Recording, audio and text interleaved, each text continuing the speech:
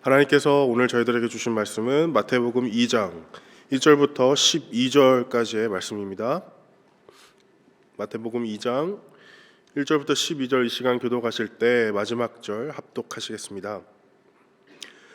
헤롯 왕 때에 예수께서 유대 베들레헴에서 나심에 동방으로부터 박사들이 예루살렘에 이르러 말하되 유대인의 왕으로 나시니가 어디 계시냐? 우리가 동방에서 그의 별을 보고 그에게 경배하러 왔노라 하니 헤롯 왕과 온 예루살렘이 듣고 소동한지라. 왕이 모든 대제사장과 백성의 서기관들을 모아 그리스도가 어디서 나겠느냐 물으니 이르되 유대 베들레헴이오니 이는 선지자로 이렇게 기록된 바 또 유대 땅 베들레헴아 너는 유대 고을 중에서 가장 작지 아니하도다. 내게서 한 다스리는 자가 나와서 내 백성 이스라엘의 목자가 되리라 하였음이니이다. 이에 헤롯이 가만히 박사들을 불러 별이 나타난 때를 자세히 묻고 베들레헴으로 보내며 이르되 가서 아기에 대하여 자세히 알아보고 찾거든 내게 구하여 나도 가서 그에게 경배하게 하라.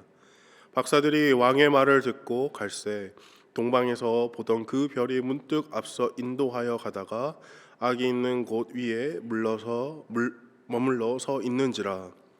그들이 별을 보고 매우 크게 기뻐하더라. 집에 들어가 아기와 그의 어머니 마리아가 함께 있는 것을 보고 엎드려 아기께 경배하고 보배압을 열어 황금과 유황과 모략을 예물로 드리니라. 그들은 꿈에 헤롯에게로 돌아가지 말라 지시하심을 받아 다른 길로 고국에 돌아가니라. 아멘. 하나님의 말씀입니다.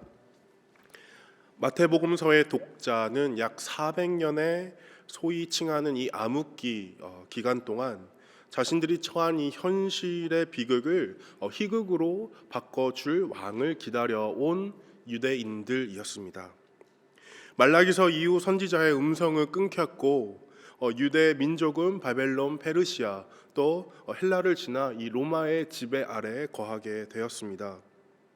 그들은 말라기서에서 예언적으로 선포된 여호와께서 정하신 그날 그리고 그날의 왕을 오랫동안 애타게 기다려왔습니다. 그들이 기대한 왕은 다윗의 왕자를 회복할 정치에 탁월한 왕, 로마를 무력으로 무너뜨릴 이 전쟁에 능한 왕이었습니다.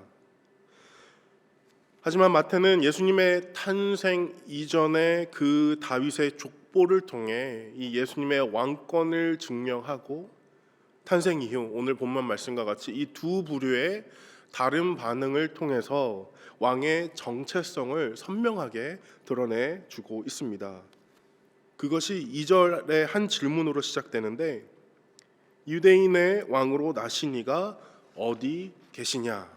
바로 이 질문입니다.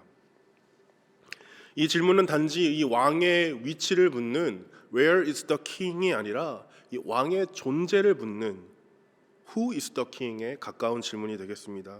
그리고 이 질문을 가장 먼저 마주한 이는 가장 먼저 마주해야만 되는 이는 바로 헤롯이었습니다. 왜냐하면 그는 참된 왕이 아니었기 때문입니다. 헤롯은 이두메인 출신 즉 에돔 사람으로 이 다윗의 혈통과 아무 관련이 없었던 인물이었습니다. 이 영웅이라는 뜻을 가진 이 헤롯의 이름조차 헬라식으로 지어진 정치적 전략이 담긴 이름으로 그의 왕위는 하나님이 아니라 바로 이 로마에서 비롯된 것이었습니다. 그는 제국이 잠시 세워둔 대리인 혹은 이 관리인과 같은 자였습니다. 왕으로 칭함을 받지만 주권도 영토도 국민도 없는 왕이었습니다.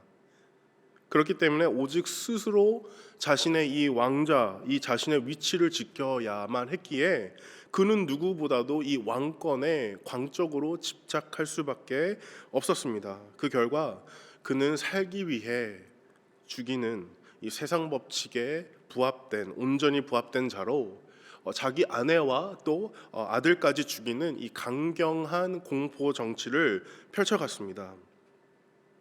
그런 헤롯 앞에 어느 날 이 청천벽력과 같은 질문이 던져집니다. 유대인의 왕으로 나신 이가 어디 계시냐? 이 질문은 헤롯에게 다음과 같이 들려졌을 것입니다. 누가 왕이냐? 도대체 너는 누구냐? 위치를 통하여 그 정체성을 캐묻는 질문이 창세기에서도 나타나는데, 하나님께서 아담과 하와에게 던지신 질문, 내가 어디에 있느냐입니다. 하나님은 그들의 위치를 몰라서 물으신 것이 아니었습니다. 그 질문은 그들의 죄로 말미암아 뒤틀린 세계관, 그리고 세상에서 정복의 자리가 아닌 은둔의 자리로 바뀌어버린 그들의 삶의 방향성과 궁극적으로 그들의 정체성을 묻는 질문이었습니다. 이와 같은 이 동방박사의 그 질문에 대한 헤롯의 답은 3절에서 찾아볼 수 있습니다. 3절 보시면 헤롯과 온 예루살렘이 듣고 소동한지라. 어느 날 갑자기 동쪽에서 온 사람들의 말에 자신이 떳떳하게 내가 왕이다 라고 하지도 못하고 또 아무런 반문도 없고 의심도 없이 마치 이 숨겨온 비밀이 들킨 사람처럼 크게 동요합니다. 이는 헤롯이 이미 마음 깊은 곳에서 자신의 정체성과 왕권이 얼마나 불안하고 거짓됐는지 스스로 알고 있었다라는 증거가 됩니다.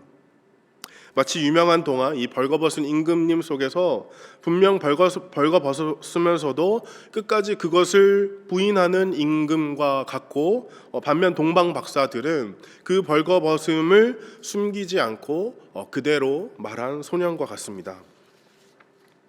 동방 박사는 이 헤롯과 다른 방법으로 이 왕의 정체성을 오늘 본문 가운데 드러내주고 있습니다. 페르시아 지역의 마고이 출신으로 추정되는 그들은 이 별 관측을 통해 시대의 변화를 연구하고 읽으며 이 왕의 탄생을 살피던 이 왕실의 자문단으로 언약 안에 있었지만 눈이 먼 유대인들과 대조적으로 언약 밖에 있었지만 별을 통해 이 왕의 오심을 발견한 이방인들입니다. 그들의 방문은 단순한 축하가 아니고 경배였고, 그들의 선물은 단순한 예물이 아니라 신앙 고백으로 황금과 유황과 모략은 각각 그리스도에 대한 온전한 인식이며 왕이신 주께 드리는 합당한 예우의 표현으로 이 시간 아침 시간에는 너무 길어서 다루지는 못하겠습니다. 동방 박사들과 헤롯의 만남은 두 세계관의 충돌이라 하겠습니다. 그래서 헤롯의 세계관은 심히 소동합니다. 동방박사들은 헤롯에게 물었습니다. 그리고 이 마태 복음의 저자 마태는 유대 독자들에게 묻습니다. 그리고 오늘 이 말씀은 성도된 저희들에게 묻고 있습니다. 너희들의 왕은 누구인가? 간단하지만 중대한 이 질문을 통해 성도로서 이 아침 시간 붙잡아야 할 두 가지 은혜 짧게 나누기 원합니다. 먼저 누구를 왕으로 모시느냐에 따라 세계관이 달라집니다. 마태복음의 목적은 분명했습니다. 정확한 계보를 통해 또 헤롯 앞에 던져진 이 질문을 통해 도전합니다. 유대인들이 기다린 것은 자신이 되고 싶은 왕이었고, 헤롯은 그조차도 악으로 이룬 자라 하겠습니다. 세상 사람들도 각자가 왕이 되는 세상을 꿈꾸며 살아가고, 어떤 이는 실제로 이 헤롯과 같이 이뤘다 하며 살아가고 있습니다. 그래서 그들은 이 말구유에 태어난 죄인들과 함께한, 그리고 십자가에 달린 예수님을 받아들이지 못했고, 또 오늘날 삶 속에서도 많은 세상 사람들이 받아들이지 못하고 있습니다. 문제는 오랜 세월의 기다림이 아니라 왕에 대한 그릇된 기준, 문제는 기다림 가운데의 고통이 아니라 기다림의 그릇된 목적, 문제는 그 왕이 아니라 바로 결국 내 자신이 되겠습니다. 말씀은 저희들을 도전합니다. 너희들의 왕은 누구인가? 내가 왕이면 헤롯처럼 성공은 선이 되고 실패는 악이 되는 것이고, 내가 왕이며 헤롯처럼 손해는 어떻게 해서든 피해야 되는 것이 되며, 내가 왕이면 헤롯처럼 희생은 어리석음의 지름길이라 하겠습니다. 자신이 왕이라 여겼기에 헤롯에게 이 세상은 복종시키거나 혹은 제거해 버려야 할 대상이었습니다. 그러나 예수 그리스도를 왕으로 모시는 순간 이 세상은 전혀 다른 모습으로 보이기 시작합니다. 고난은 더 이상 이 버림받음이 아니라 왕이 먼저 가라고 하신 그 길이 되고, 순종은 손해가 아니라 이 왕의 나라에 속한 자임을 드러내는 표지가 됩니다. 결국 이 왕이 누구인가에 따라 우리가 살아가는 이 세계관이 결정됩니다. 두 번째로, 왕의 방향성에 따라 이 백성의 삶의 방향성도 달라집니다. 설령 이 유대인들이 기대했던 것과 같이 이 전쟁에 능하고 정치적으로 탁월하여 로마 황제를 능가하는 유대인의 왕이 나타났다 하더라도 세상은 본질적으로 달라지지 않습니다. 여전히 같은 그 디스토피아 위에 그저 다른 인종, 그저 다른 인물이 같은 세속적 방향성을 가지고 통치할 뿐입니다. 좋은 예가 바로 바벨탑입니다. 누가 탑을 쌓느냐가 문제가 아니라 그 탑의 중축 방향성이 문제인 것입니다. 여러 언어로 흩으신 하나님의 그 섭리 속에서도 너희들이 누구냐가 중요한 것이 아니다라는 날카로운 풍자를 엿볼 수 있습니다.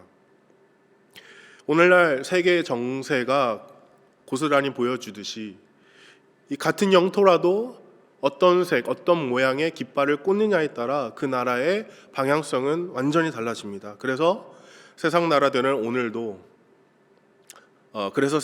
오늘도 나라가, 민족이, 그리고 한 개인이 자신만의 깃발을 열심히 그리고 또 만들고 꽂기 위하여 혈안이 되어 있습니다.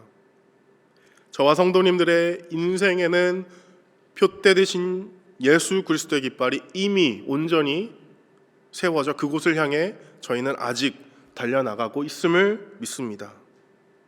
왕을 통해 달라지는 이 삶의 방향성에 대한 증거가 오늘 본문 마지막 절에도 분명히 나타나고 있는데, 12절을 보시면 그들은 꿈에 헤롯에게로 돌아가지 말라 지시하심을 받아 다른 길로 고국에 돌아가니라.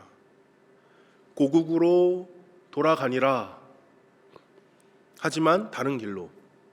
이 안에 하나님의 큰 은혜가 있습니다.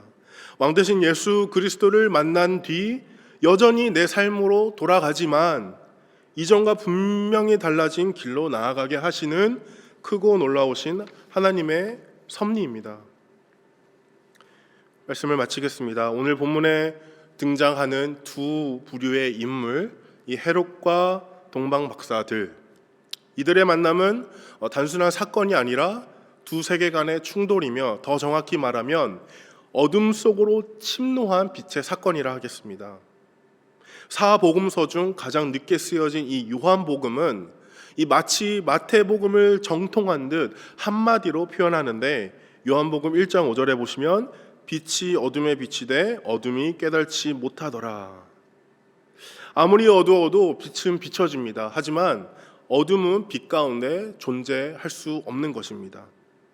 유대인으로 왕으로 나시니가 어디 계시냐라는 질문은 이 어둠 속에 갇힌 눈을 열어 빛을 보게 만드는 질문입니다.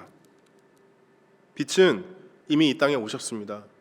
그러므로 문제는 빛이 오셨는가 안 오셨는가가 아니라 우리는 그 빛 앞에 서고 있는가, 즉 우리는 예수 그리스도를 우리의 왕으로 모시고 그가 향하고 있는 그 방향성대로 살고 있는가입니다.